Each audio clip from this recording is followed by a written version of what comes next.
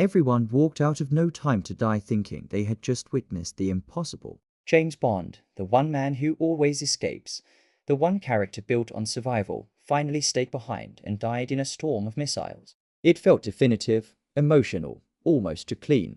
But the more you look at that ending, the more something starts to feel off. Because Bond doesn't just die, he makes a decision. He chooses not to leave, and that choice might be the biggest clue that what we saw was not the full truth. Because throughout the entire film, one idea keeps repeating itself in subtle ways. Sacrifice is sometimes necessary, but deception is always part of the job. And no one understands that better than Bond, especially this version, played by Daniel Craig. A version of the character who has spent years operating outside the rules, outside Mi-6, and even outside his own identity. Now go back to the final sequence. The island is about to be destroyed.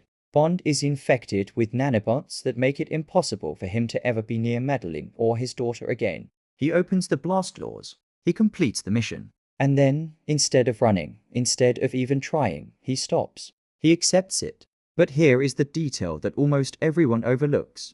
We never actually see Bond die. We see missiles hitting the island.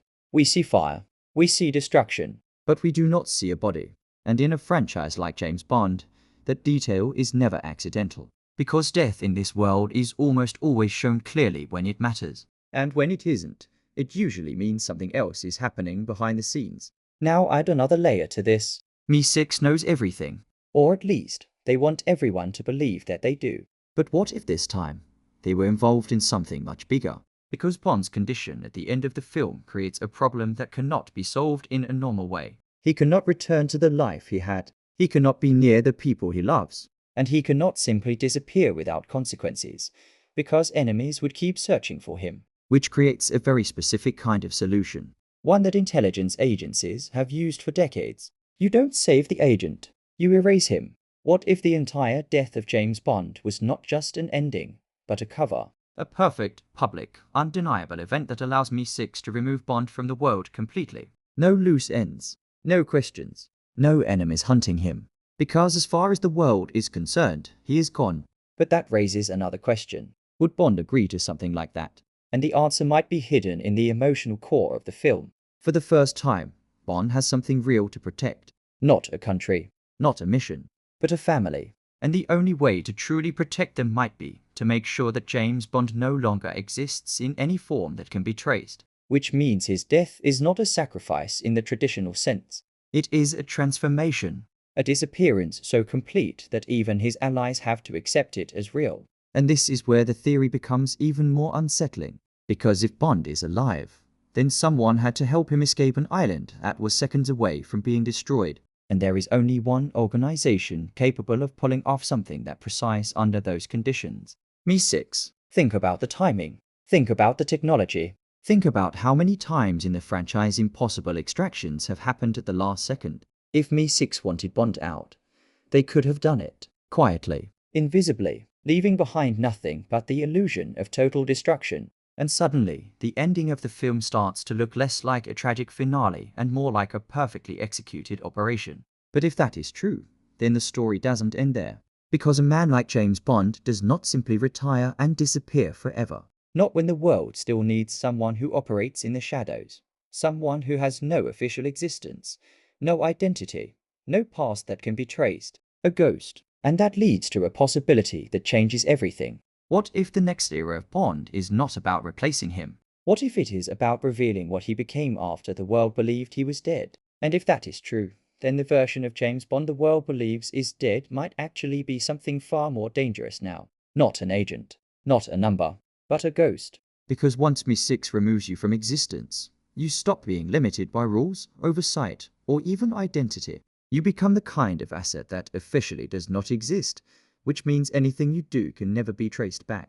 And that is exactly the kind of weapon intelligence agencies only use when the situation is far worse than anyone is willing to admit publicly. Think about what we actually see at the end of No Time to Die. The world is told a story. Bond stayed behind. Bond sacrificed himself. Bond is gone. But the people inside Mi-6, the ones who understand how intelligence really works, would know that sometimes the cleanest solution is not death, it is disappearance. And if Bond is now operating as something unofficial, something untraceable, then it means there is a mission happening somewhere that cannot be connected to any government, any agency, or any country. A mission that requires someone who has nothing left to lose and no identity left to protect. But this is where the theory becomes even more unsettling, because if Bond is alive, then the circle of people who know the truth must be incredibly small. Maybe even non-existent. It is entirely possible that not even M knows, because the fewer people involved, the more perfect the illusion becomes.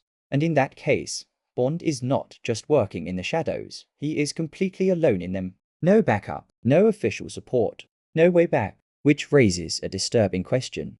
Who gave that order? Who decided that the best use of James Bond was to erase him completely and deploy him into a mission so secret that even MI6 cannot openly acknowledge it? Because that kind of decision does not come from routine intelligence work. It comes from fear, the kind of fear that suggests something bigger is already in motion.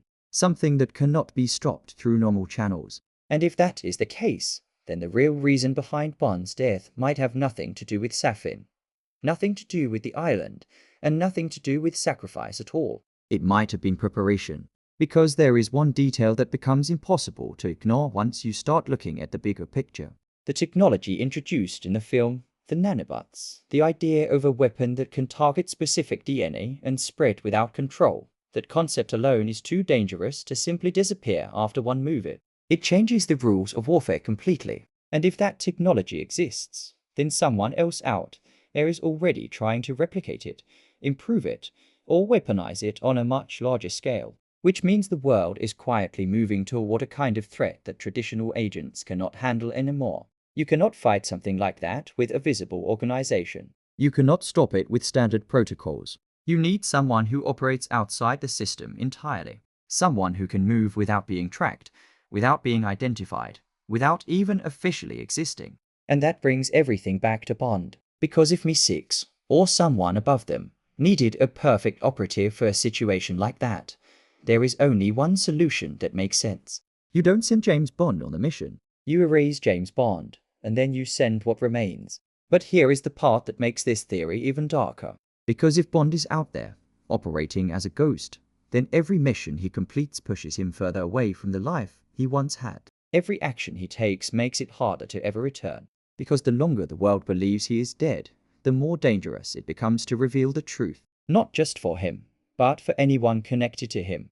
And that includes the one thing he tried to protect at the end of the film, his family. Which means the happy ending we thought he was trying to give them might actually be something else entirely. Not closure, not peace, but permanent distance.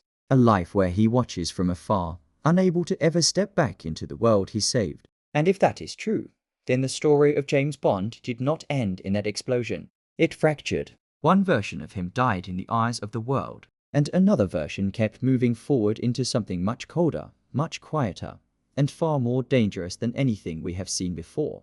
Because a dead man cannot be hunted. A dead man cannot be blamed.